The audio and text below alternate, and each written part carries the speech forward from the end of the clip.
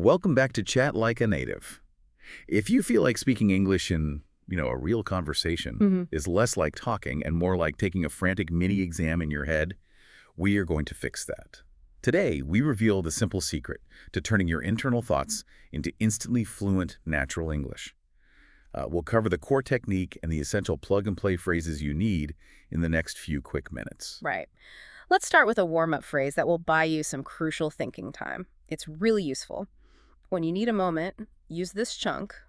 Let me think for a second. Notice how the words let me link together when you say them quickly. Let me. Oh. Say it out loud with me once. Let me think for a second. Let me think for a second.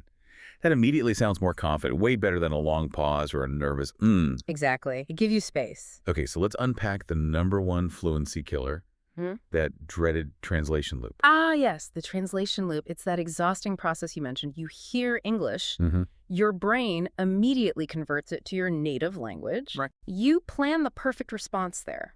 In your own language. Yes, and then you translate it back into English before you can speak. That round-trip ticket, that's exactly why there are those delays, right? Precisely. It spikes your anxiety, and it forces you to focus so much on, grammar that you lose the natural rhythm of speech. Exactly. We need to short-circuit that entirely. We need to build the direct pathway. The direct pathway. Hear, understand, and then respond immediately. All in English. Okay, so how do we do that? What's the tool? The tool we use for this is the internal monologue. The internal monologue sounds a bit academic. Is it just talking to yourself in English all day? Wouldn't that be exhausting or lead to, criticizing yourself? That's a really crucial point. And no, it works precisely because it's low pressure. It's not about high-stakes performance. You just run a continuous internal commentary on, mundane things. What you see out the window, what you need to do next, what you want for lunch, simple stuff. We call these micro reps. You rack up thousands of these low-stakes practices daily. And the best part, you don't need a partner. Okay, micro reps. So I often catch myself translating my grocery list in my head. Yeah. Just out of habit. Milk, eggs, butter in my first language. That is the perfect place to start using English instead. Seriously. Really? Just the grocery list? Absolutely. If you can think milk, eggs, butter in English, you can handle this internal practice. That's your starting point. Okay. So how do we make this internal practice a bit more structured? Is there a method? Yes, there is. We use a simple 4-step core method, and we use it for practicing what we call a microscene. Microscene. Yeah, just a tiny specific interaction, like ordering coffee, asking for directions, a quick chat with a colleague, really small. Step 1. Load 3-5 necessary chunks. Chunks are these ready-made building blocks, phrases like, could I get? Or maybe, no rush, take your time. Got it, like pre-made phrases. What's step 2? Step 2. Run the scene in your head twice. The first time, perfectly. Okay. The second time, run it with a mistake that you then repair smoothly. Oh, running it with a mistake. That's clever. Takes the pressure off needing to be perfect. Exactly. It builds resilience. Step 3, say just one line out loud. Even a whisper is fine. Just one line. Yep. Gets it out of your head and into the world, physically. And step 4, tag a success. Mentally acknowledge it. Nailed the opener or handled that question. Then just move on. Load chunks. Run it twice, once with a fix. Say one line aloud, tag success. Got it. Let's try one right now, lock it in. Our micro scene, asking a quick question about a project. Okay, perfect. Here's a starter chunk for you. Mentally rehearse this one. Quick question, do you have a minute? Okay. Pause 1 to March. Right, I just ran the scene in my mind, asking it about the new report deadline. Now I'll voice that starting line. Quick question, do you have a minute? Okay, that's clear, direct. Good start, you're close. Yeah. To make it sound maybe a bit more like a native speaker asking a favor, try stressing the second syllable on minute. Min-U-T-E. Give it that little lift at the end. Ah, I hear that. Min-U-T-E. Okay, quick question. Do you have a minute? Yes, that's it. That slight change makes it sound much more polite, more natural. It feels smoother, too. Oh. Okay, great.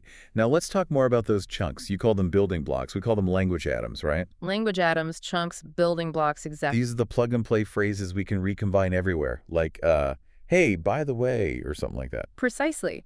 Practicing these ready-made phrases, these atoms, is how you build fluency fast. because when they become automatic, Yeah. you free up your mental energy, you're not translating, and you can focus on understanding nuance. Nuance. You mean the small, subtle differences in meaning or feeling. Exactly that, the stuff beyond just the basic words. So it makes sense to install the most valuable language atoms first.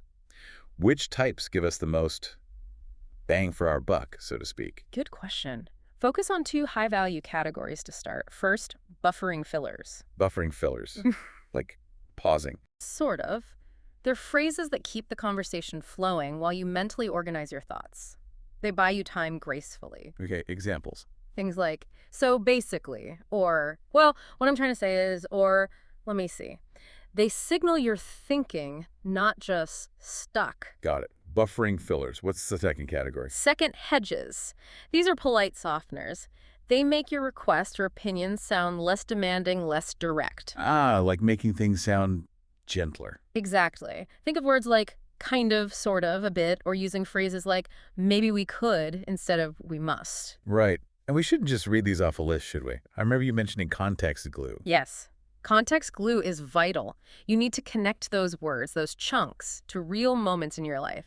Like when you're shopping or commuting or making coffee. Perfect examples. Linking the language to those real situations makes the words stick much better than just memorizing a vocabulary list. Makes sense. The memory has something to hang on to. It really does. And speaking of things going wrong or not sticking, we need a safety net, right? Definitely. Yeah. For when we inevitably make a mistake. Exactly. So we need to install repair moves. Repair moves, like fixing things on the fly. Precisely. Remember, your goal isn't perfect grammar every single time. Your goal is forward motion. Keep the conversation going. Okay. Repair moves are essential chunks for maintaining that momentum, even after a slip-up. So what do you do?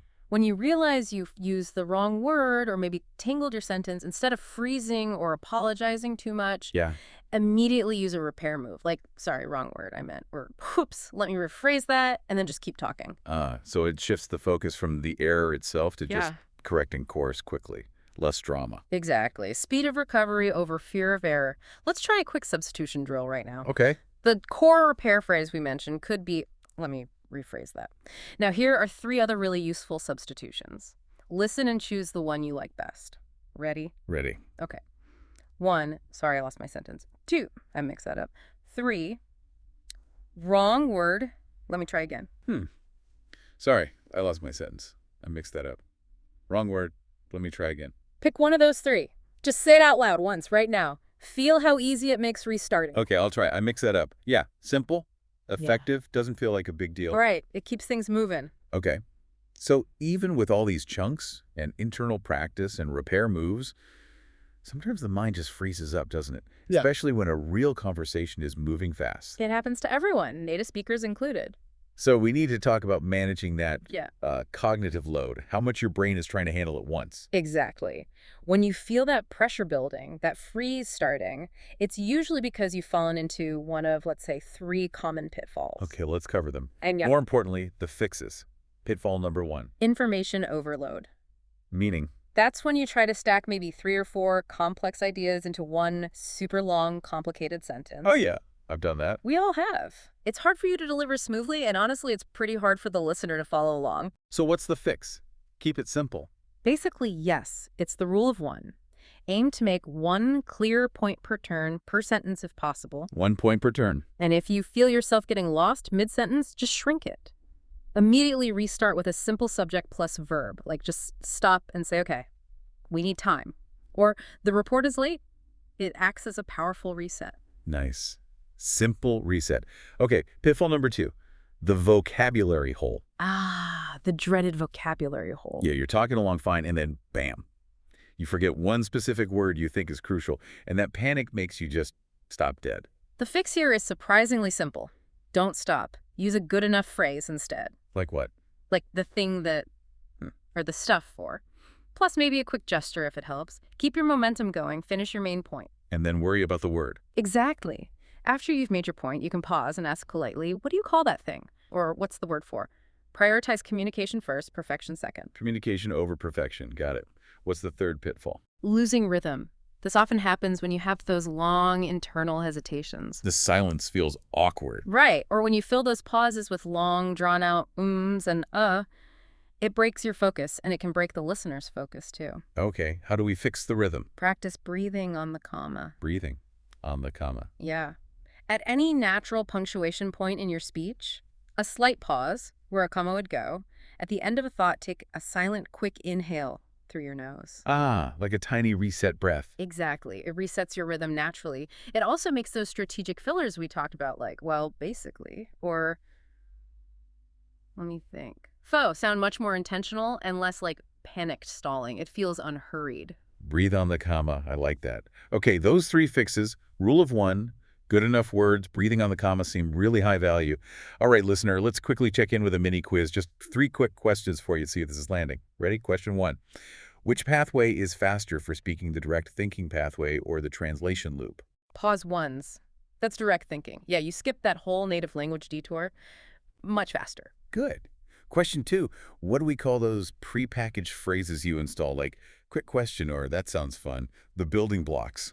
Pause ones. We call them chunks or language atoms. That's right, your conversational toolkit. Perfect. And question 3, give me just one example of a repair move you can use immediately when you realize you've missaid something. Pause ones. Any of the ones we mentioned work great, like, let me try again, or I mixed that up, or excellent. The key is just using something to move forward. Fantastic work. It sounds like you've already installed some new high-value concepts. So thinking about everything we covered, what are the 3 most important takeaways for today? Okay, 3 key things to remember. 1, your mind is already a language lab. Use it. Practice that continuous, low-pressure self-talk in English all day long. Narrate your life, basically. Okay, mind is a lab. Got it. 2. 2, focus on installing high-frequency chunks first. Things like openers, closers, those buffering fillers, because getting those automatic frees up your brain power for understanding the nuances of the conversation. Install useful chunks. Right. And 3. And 3, treat mistakes not as failures, but as opportunities. Yeah. Practice those repair moves in advance during your internal monologue practice so they come out smoothly and automatically when you actually need them in a real conversation. Practice repairs. Makes total sense. Okay, Yeah. The knowledge is great, but now we need the action. So I have a challenge for you, our listener, today. It's part of what we call the 10-minute daily blueprint. Just a small step. Small steps are key. Find a quiet spot sometime today, maybe the kitchen while you're waiting for the kettle or in your car or just a quiet corner somewhere, and perform one 60-second out-loud monologue. Just once. 60 seconds. That's the sweet spot, isn't it? Enough time to start feeling that confidence transfer from internal to external, Exactly. but not so long that it feels like a big chore, like homework, right? And your monologue topic should be super simple. Summarize your plan for the next hour in 3 short lines. Nice and focused. Do it just once, out loud, even if it's quiet. Just listen to yourself speaking English smoothly for a minute. See how it feels. Thanks so much for joining us for this session on building your internal language lab. Keep those micro reps going. Keep talking to yourself in English. Remember that fluency is built one thought, one chunk, 1 minute at a time. Absolutely. And next time, we'll look at how to handle social small talk, including some really useful phrases for when you need to disagree politely without causing any offense. That's a tricky one sometimes.